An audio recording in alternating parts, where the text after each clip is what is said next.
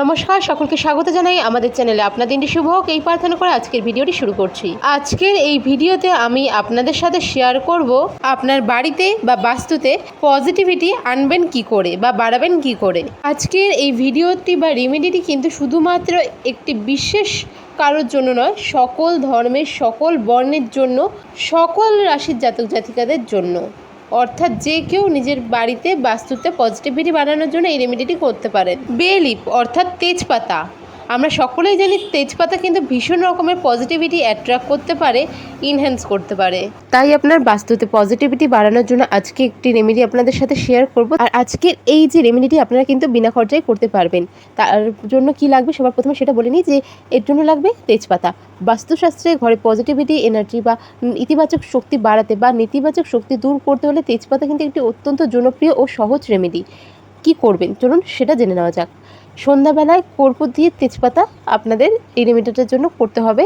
তো কি লাগছে, তেজপাতা লাগছে আর কর্পূর লাগছে আর একটি নতুন সলাই লাগছে, খুব সামান্য দামে পেয়ে যাবেন আপনারা। আর লাগবে একটা ছোট মাটির পাত্র, ছোট ছোট প্রদীপ বা মুচি যেটা আমরা বলে থাকি, তো সেরকম একটা হলেই হবে।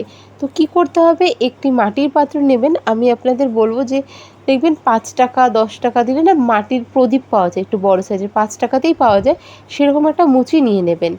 আর তার সাথে কি নেবেন, 2 থেকে 3টে গোটা আপনারা তেজপাতা নেবেন। রান্নাঘরে তেজপাতাটা অ্যাভয়েড করার চেষ্টা করুন, কারণ অনেক সময় কি হয়, খুব ভালোভাবে হাত না ধুয়ে আমরা তেজপাতাটা নিয়ে নিই বা কোনো রান্না করতে গিয়ে নিয়ে নিই, হয়তো হালকা করে আমরা জল দিয়ে হাতটা ধুয়ে নিলাম, তবুও অনেক সময় অনেক রকমের ছোঁয়া লেগে থাকে।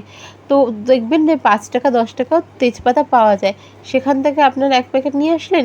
আপনাদের রেমেডির জন্য আপনারা কি করবেন, রেখে দেবেন, পুরো প্যাকেটটাকেও রেখে দিতে পারেন বা মোটামুটি 15-20টা পাতা রেখে দিয়ে বাকিগুলো আপনারা ইউজ করতে পারেন, কারণ প্রচুর রেমেডি দেবো এখন এবং আগামী দিনেও প্রচুর রেমেডি আছে যেগুলি তেজপাতা লাগে। তো সেখান থেকে 2-3টে তেজপাতা নিয়ে নেবেন।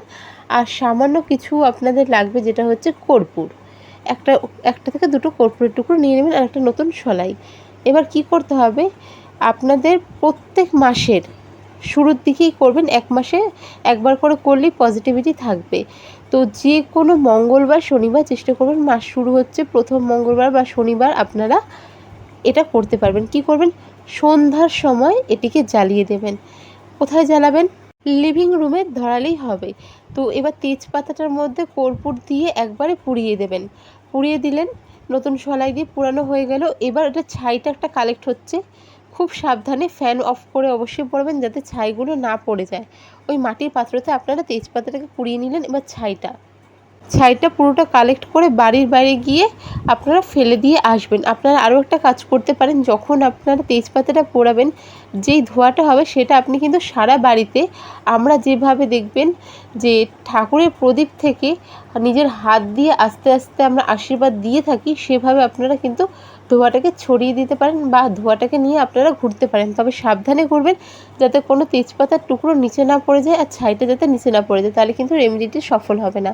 এরপর কি করবেন, পুরোপুরি তেজপাতাটা যখন পুড়ে যাবে তখন রাত্রিবেলা, আপনি সন্ধ্যাবেলায় রেমেডিটা করলেন, রাত্রিবেলায় আপনি যখন লোকজন থাকবে না, মাথায় রাখবেন লোকজন যাতে না দেখে, বাড়ির বাইরে চলে যাবেন।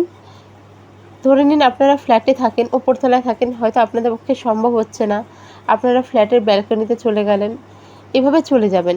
আর যদি মনে হয় যে আপনাদের ব্যালকনির থেকে সম্ভব নয়, ওই একটা দিনের জন্য বেরোনোর চেষ্টা করবেন। আপনাদের ফ্ল্যাট থেকে বেরোলেন, যারা সোসাইটিতে থাকেন ওই আপনাদের গ্রাউন্ডে আসলেও চলবে। রুম থেকে বা আপনার ফ্ল্যাট থেকে পজিটিভিটিটা যাতে আসে, নেগেটিভিটিটা যাতে বেরিয়ে যায়, এর জন্যই এই রেমেডিটি। ফু দিয়ে আপনারা ছাইটাকে উড়িয়ে দেবেন, উড়িয়ে মাটির যে পাত্রটা রয়েছে সেটাকে ফেলে দেবেন, ফেলে ভেঙে দেবেন। সেটা আপনি আপনার কি করবেন, বাঁ পায়ের গোড়ালি দিয়ে চাপা দিয়ে ভেঙে দেবেন, দিয়ে আপনি বাড়ির দিকে চলে আসবেন। পিছন ফিরে তাকাবেন না, যতই কেউ রাখুক পিছন ফিরে তাকাবেন না। তার মানে কি হলো, আপনি আপনার ঘরে যে ধোঁয়ার মাধ্যমে পজিটিভিটি ছিল সেটা ছড়িয়ে দিলেন এবং পুরো যেই নেগেটিভিটি ছিল সেটা ছাই হয়ে গেছে, সেটাকে আপনি ভেঙে গড়লে দিয়ে ভেঙে একবারে চলে আসলেন উড়িয়ে দিয়ে। কিছুটা জল নিয়ে যাবেন সাথে, পাটা ধুয়ে তবেই বাড়িতে ঢুকবেন। কারো যদি কিছু জিজ্ঞাসা করার থাকে কমেন্ট বক্স খোলা থাকছে, অবশ্যই জিজ্ঞাসা করবেন। ভিডিওটি ভালো লেগে থাকলে সাবস্ক্রাইব, লাইক, শেয়ার করুন। দেখা হবে পরে ভিডিওতে। জয় শ্রীকৃষ্ণ, রাধে রাধে।